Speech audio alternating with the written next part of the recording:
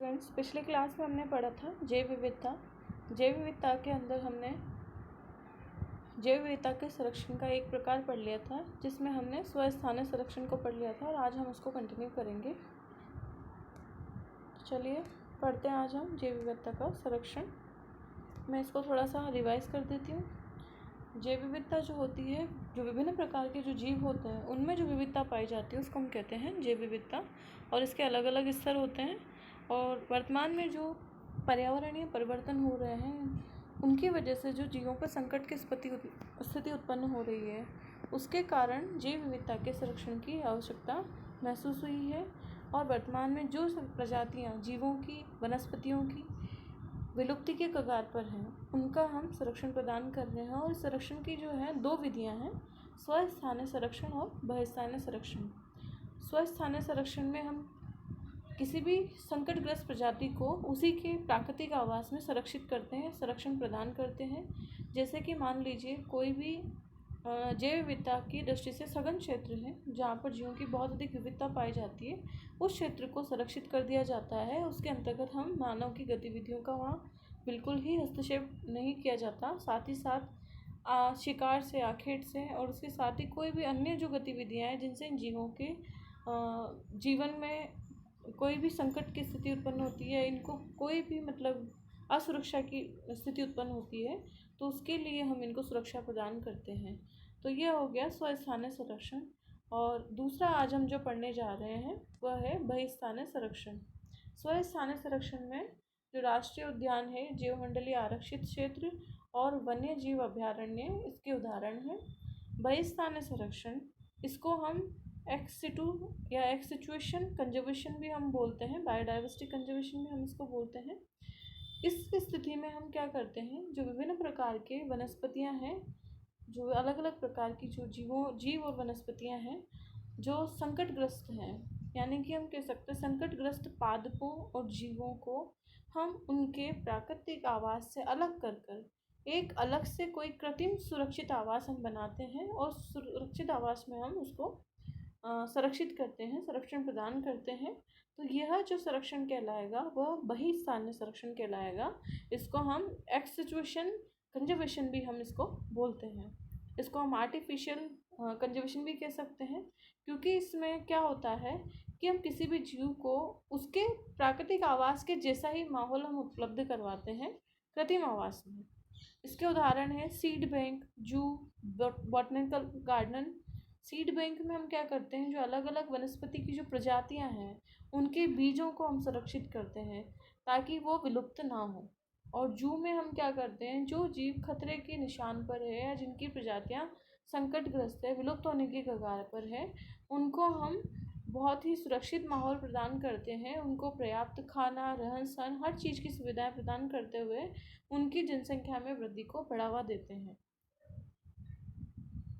तीसरा है botanical garden. इसमें जो पादप है, वनस्पतियां हैं, उनके अलग अलग जो प्रजातियां हैं, संकटग्रस्त प्रजातियां हैं, उनको संरक्षित किया जाता है ताकि उनको विलुप्त होने से बचाया जा सके। तो यह था बहिस्थानीय संरक्षण।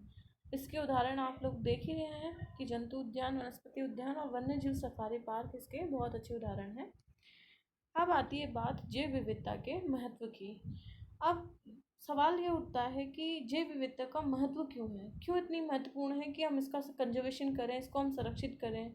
उसका कारण ये है कि कहीं ना कहीं जो पृथ्वी के ऊपर जीवन है वो जैव विविधता पर ही निर्भर है। जैव विविधता के कारण ही जो पर्यावरण की गुणवत्ता है उसको बनाए रखने में हमें मदद मिलती है। और मानवीय क्रियाकलाप और मानव का खान पान, रहन सहन कहीं ना कहीं विभिन्न प्रकार की जैव विविधता पर ही निर्भर है।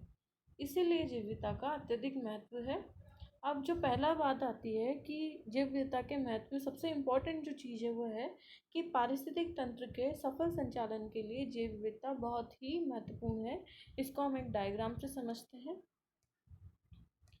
ये देखिए, पारिस्थितिक तंत्र में क्या होता है कि विभिन्न प्रकार के जो जैविक घटक होते हैं और अजैविक घटक होते हैं, ये एक दूसरे से अंतर क्रिया करते हैं, यानी कि एक दूसरे से रिलेटेड होते हैं, एक दूसरे से अंतर संबंधित होते हैं। अजैविक घटकों में वो सभी घटक आ गए जिनमें श्वसन की क्रिया नहीं होती है, जैसे कि आप सौर ऊर्जा ले सकते हैं, विभिन्न प्रकार की गैसें, जलवाष्प, धूल के कण, ये सब क्या है? अजैविक घटक हैं। और जैविक घटकों में विभिन्न प्रकार के उत्पादक हम किसे कहेंगे? हरे पौधों को। हरे पौधों को हम क्या कहते हैं? उत्पादक कहते हैं। और उपभोक्ता में भी हमारे 4 स्तर हैं: प्राथमिक उपभोक्ता, द्वितीयक उपभोक्ता, तृतीयक उपभोक्ता और चतुर्थक उपभोक्ता। एक अंतिम जो इनकी इस श्रेणी में जो पारिस्थितिक तंत्र में महत्वपूर्ण घटक है वो है अपघटक। ये सभी मिलकर आपस में क्या बनाते हैं? एक विस्तृत पारिस्थितिकी तंत्र का निर्माण करते हैं और आपस में इंटरेक्शन करते हैं, एक दूसरे को प्रभावित भी करते हैं। आप देखिए कि पारिस्थितिकी तंत्र में जीवों की जो अलग अलग है विविधता क्यों आवश्यक है। आप इसको देखिए, हरे पौधे सूरज से सौर ऊर्जा को ग्रहण करते हैं, प्रकाश संश्लेषण की क्रिया करते हैं, CO2 लेकर और ऑक्सीजन मुक्त करते हैं, जो कि सभी जीवों के श्वसन के लिए अत्यधिक आवश्यक है। अब आप मान लीजिए यदि हम उत्पादकों को नष्ट कर दें, विभिन्न प्रकार के हरे पौधों को हम नष्ट कर दें या इनकी प्रजाति विलुप्त होने लगी, तो जितने भी उपभोक्ता हैं, जिनमें प्राथमिक उपभोक्ता है और भी अन्य जीव जो ऑक्सीजन गैस को श्वसन क्रिया के अंदर लेते हैं, तो आपको पता है कि ऑक्सीजन के जो मूल स्रोत हैं वो कौन है? उत्पादक हरे पौधे। और साथ ही प्राथमिक उपभोक्ता भी किस पर निर्भर है? हरे पौधों पर। यदि इनको ही नष्ट कर दिया जाएगा तो जो प्राथमिक उपभोक्ता है और विभिन्न प्रकार के जीव हैं उनके लिए भी क्या स्थिति उत्पन्न हो जाएगी? संकट की स्थिति उत्पन्न हो जाएगी। यहाँ आप ऐसे ले लो एक और उदाहरण कि जो तृतीयक उपभोक्ता है, तृतीयक उपभोक्ता और चतुर्थक उपभोक्ता जो कि शाकाहारियों का भोजन करते हैं, यदि हम इनको नष्ट कर दें तो मान लीजिए जब इनको खाने के लिए बाद में जो तृतीयक और चतुर्थक उपभोक्ता नहीं है, खत्म हो चुके हैं, तो इनकी संख्या में क्या हो जाएगी? वृद्धि हो जाएगी और ये बिल्कुल विलुप्ति के कगार पे हैं। तो इस स्थिति में जो पारिस्थितिक तंत्र होगा वो पूरा क्या हो जाएगा? गड़बड़ा जाएगा, क्योंकि शाकाहारियों में अगर वृद्धि हो गई तो उनका भार किस पे पड़ेगा? हरे पौधों पर, और वनस्पति पर अत्यधिक दबाव पड़ेगा, तो सारा पर्यावरणीय संतुलन बिगड़ जाएगा। इसीलिए आवश्यक है जीवों की विविधता पारिस्थितिकी तंत्र के सफल संचालन के लिए, पर्यावरण की गुणवत्ता के लिए और सौर ऊर्जा का विभिन्न उत्पादकों और उपभोक्ताओं की सहायता से आदान प्रदान के लिए। तो ये चीज़ आप समझ गए होंगे कि किस तरह से पारिस्थितिक तंत्र के संचालन के लिए जैव विविधता का बहुत अधिक महत्व है। यहाँ पर ये पर्यावरण की गुणवत्ता से भी समझ में आ गया कि जितनी अधिक किसी भी पारिस्थितिकी तंत्र की जैव विविधता होगी या किसी भी स्थान की जैव विविधता होगी, सघन जैव विविधता होगी, वह क्षेत्र या वह पर्यावरण अच्छी गुणवत्ता रखेगा, उतनी ही अच्छी गुणवत्ता रखेगा। और विभिन्न प्रकार के जैव भू रासायनिक चक्र जैसे कार्बन चक्र है, ऑक्सीजन चक्र है, जल चक्र है, नाइट्रोजन चक्र है, जितने भी जैव भू रासायनिक चक्र हैं वो प्रत्यक्ष व अप्रत्यक्ष रूप से विभिन्न प्रकार के जीवों से ही संबंधित है। कहीं ना कहीं ये जीवों की विविधता भी इन जैव भू रासायनिक चक्रों के सफल संचालन के लिए बहुत ही इम्पोर्टेंट रोल प्ले करती है। अब आप इसको इस चार्ट से आगे समझ सकते हैं कि वैल्यू ऑफ बायोडाइवर्सिटी यानी कि जैव विविधता की क्या वैल्यू, क्या महत्व है। तो डायरेक्ट वैल्यूज़ भी है, इनडायरेक्ट वैल्यूज़ है। कुछ हमारे महत्व ऐसे हैं, कुछ हमारे हित ऐसे हैं जो जैव विविधता से प्रत्यक्ष संबंधित है, कुछ ऐसे हैं जो अप्रत्यक्ष रूप से संबंधित है। अब हम इसकी वर्तमान में मानव जो है अप्रत्यक्ष और अप्रत्यक्ष रूप से विभिन्न प्रकार की वनस्पतियों, पादपों, जीवों पर भोजन के लिए और भी कई कारणों से निर्भर है। तो यदि जैव विविधता का विनाश होता है तो मानव की जो निर्भरता है वो भी बढ़ती है और उसके लिए भी क्षति वाली स्थिति उत्पन्न हो जाएगी। अब आता है जैव विविधता के विनाश के कारण। अब हमने जब संरक्षण की बात करी है, इसका मतलब ये है हमें संरक्षण की आवश्यकता क्यों पड़ी? क्योंकि विभिन्न प्रकार के जीवों का क्या हो रहा है? विनाश हो रहा है। उसके कई सारे ऐसे कारण हैं जिसकी वजह से जैव विविधता खतरे में है। तो वो क्या संभावित कारण है उसको हम देखते हैं। यदि आप किसी भी प्रकार के प्रदूषण की या विभिन्न प्रकार की जो पर्यावरणीय समस्या या चाहे आप जैव विविधता के किसी भी प्रकार की बात करें तो उसकी शुरुआत कहाँ से होती है? मानवीय कारणों से। जैसे जैसे मानव ने विकास किया है, विकास के साथ साथ उसने प्रकृति में परिवर्तन भी किए हैं और हस्तक्षेप भी किया है। उस कारण से प्राकृतिक पर्यावरण में काफ़ी ऐसे परिवर्तन हो चुके हैं जो विभिन्न जीवों के लिए और वनस्पति जगत के लिए बिल्कुल भी हितकारी नहीं है। उसको हम ऐसे समझ सकते हैं कि मानव के विकास के साथ साथ ही जिसे उसने समझना या उसके मानव ने मस्तिष्क में विकास हुआ, उसने विभिन्न प्रकार की मशीनों का और कई सारी ऐसी वस्तुओं का और तकनीकी का आविष्कार किया, जिसके कारण नगरीकरण औद्योगिकरण का युग आया। और उसके फलस्वरूप जो जितनी भी GHG गैस है, GHG गैस का हम आगे अलग से टॉपिक है पर्यावरण भूगोल में आपके, उसको हम पढ़ेंगे। जितनी भी GHG गैस का मतलब ग्रीन हाउस गैस। अब आप समझेंगे ग्रीन हाउस गैस क्या है। ग्रीन हाउस गैस वो गैसें हैं जो ग्रीन हाउस प्रभाव को बढ़ाती है। अब इसको भी हम आगे चर्चा करेंगे, ग्रीन हाउस गैस को डिटेल में पढ़ेंगे। ग्रीन हाउस गैसें पृथ्वी के तापमान को बढ़ाने के लिए बहुत अधिक उत्तरदायी है, जिनमें जलवाष्प है, CO2 है, ये एक मिथेन है, ये सब ग्रीन हाउस गैसें हैं। इनमें विभिन्न प्रकार की औद्योगिक क्रियाओं में वृद्धि के साथ ही ग्रीन हाउस गैसों में भी वृद्धि हुई है। और इसमें वृद्धि के साथ साथ विश्व स्तर पर क्या हुआ, पृथ्वी का तापमान क्या हो गया, बढ़ गया है। और इस तापमान में बढ़ोतरी की वजह से विश्व स्तर पर जलवायु में भी परिवर्तन हो गए हैं। और इस परिवर्तन से जो विभिन्न प्रकार की प्रजातियां हैं वो क्या हो गई है, खतरे की स्थिति में उत्पन्न हो गई है। इसको हम आपको ऐसे समझाते हैं एक उदाहरण से। हर जीव का उसके आवास क्षेत्र में रहने के लिए उसका एक मतलब अपना वातावरण है, जिसमें वो अपना जीवन जी सकता है, वो उसी के योग्य है। जैसे आप उदाहरण ले सकते हैं पॉलर बियर्स का, ध्रुवीय भालू। ध्रुवीय भालू रहते हैं नॉर्थ और दक्षिण मतलब उत्तरी ध्रुव में, यानी कि उत्तरी और दक्षिण ध्रुव क्षेत्र में, जहाँ पर बर्फ़ अधिक जमी होती है, बहुत ठंडी जलवायु होती है, क्योंकि उनकी शारीरिक बनावट और जो उनका रहन सहन है उसी वातावरण के अनुकूल है।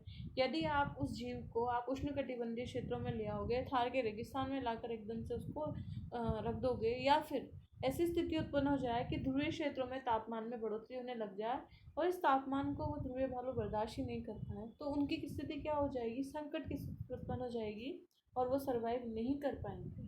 तो ये था ग्लोबल क्लाइमेटिक चेंज का जीवों पर असर। इसी प्रकार जिससे जीव प्रभावित हुए, वैसे जो विभिन्न प्रजातियां हैं वो भी विश्व स्तर पर तापमान, प्रदूषण और कई सारे परिवर्तनों की वजह से, जो पर्यावरण में परिवर्तन हुए अनावश्यक, उनकी वजह से संकट की स्थिति में उत्पन्न हो गए हैं। अब जो मानवीय क्रियाकलाप है, इनके दुष्प्रभावों के कारण जो विभिन्न प्रकार के जैव भू रासायनिक चक्र है, इनकी क्रियाशीलता में, इनकी एफिशिएंसी में काफ़ी परिवर्तन आया है। और ये परिवर्तन जैव विविधता के लिए बहुत ही संकटकारी स्थिति उत्पन्न कर रहे हैं। और इन सभी कारणों से क्या हो रहा है, विभिन्न प्रकार की जो वनस्पति है और जीव है, उनकी प्रजातियां धीरे धीरे नष्ट होती जा रही है। अब आपको एक विभिन्न इम्पोर्टेंट फैक्टर है, वो है IUCN।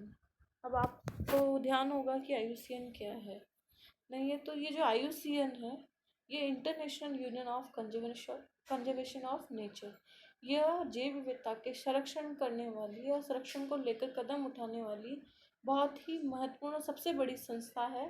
और इसके द्वारा प्रति कुछ वर्षों में, प्रति हर साल के साल या फिर विभिन्न 5 वर्षों में विभिन्न प्रकार की जो संकटग्रस्त प्रजातियां हैं, जो अब विलुप्त हो चुकी है, विलुप्ति के कगार पर है, यानी संकटग्रस्त प्रजातियां हैं, उनकी एक सूची जारी करती है, जिसको हम बोलते हैं लाल सूची, इंडेंजर स्पीसीज की सूची। तो वो कौन प्रकाशित करती है, IUCN प्रकाशित करती है। तो उसका आप ध्यान रखें, अक्सर पूछ लिया जाता है एग्ज़ाम में। अब आप इसको इस चार्ट से भी बायोडाइवर्सिटी के जो इम्पोर्टेंस है उसको समझ सकते हो, जिसमें आप देखिए जेनेटिक डाइवर्सिटी, यानी कि विभिन्न प्रकार के जो अलग अलग जीन हैं उनके अकॉर्डिंग जो जीव में विविधता है वो भी काफ़ी ज़्यादा इम्पोर्टेंट है, ताकि जो विभिन्न प्रकार के जीव हैं वो उसमें सर्वाइव कर सकें और विविधता बनाए रखें, और उससे पर्यावरण की गुणवत्ता में भी वृद्धि हो। प्रोटेक्ट फ्रेश वाटर रिसोर्सेज, विभिन्न प्रकार के जो क्या कहते हैं, ताज़ा पानी के जो रिसोर्सेज हैं उनकी वृद्धि के लिए अभी इनके बायोडाइवर्सिटी को ज़रूरी है, क्योंकि जितने ज़्यादा हरे पौधे और बड़े बड़े जो पुराने प्राचीन पौधे हैं उनकी स्पीसीज में वृद्धि होगी, उतना ही फ्रेश वाटर कंजर्वेशन की भूमिगत जल में बढ़ोतरी होगी। तो कहीं ना कहीं प्रत्यक्ष और अप्रत्यक्ष रूप से ये पर्यावरण के लिए बहुत ही ज़रूरी है।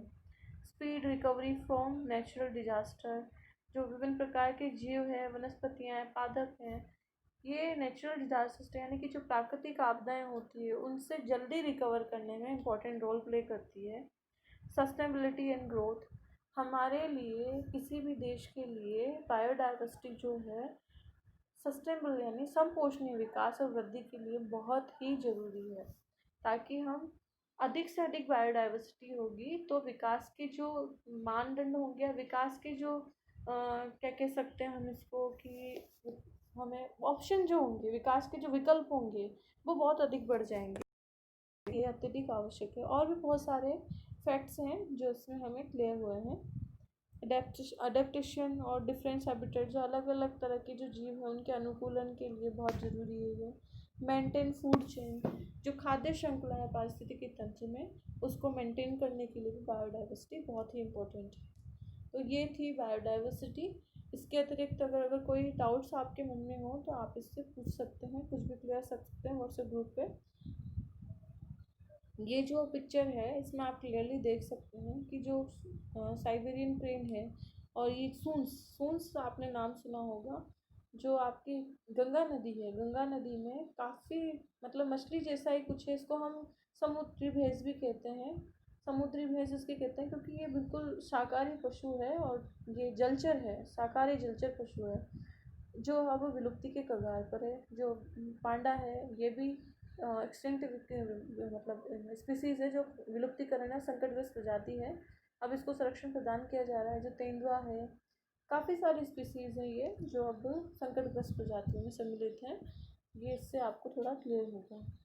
अब अगले जो अगर आपके जो टॉपिक होगा उसमें हम पर्यावरण के जो महत्वपूर्ण मुद्दे हैं उनको सम्मिलित करेंगे, जैसे green house gases, green house प्रभाव है, या फिर हम इस एक और टॉपिक है क्लाइमेट चेंज है, पर्यावरण अवनयन है। इनको हम स्टेप बाय स्टेप एक एक टॉपिक को लेंगे और स्टडी करेंगे ताकि ये चीज़ें और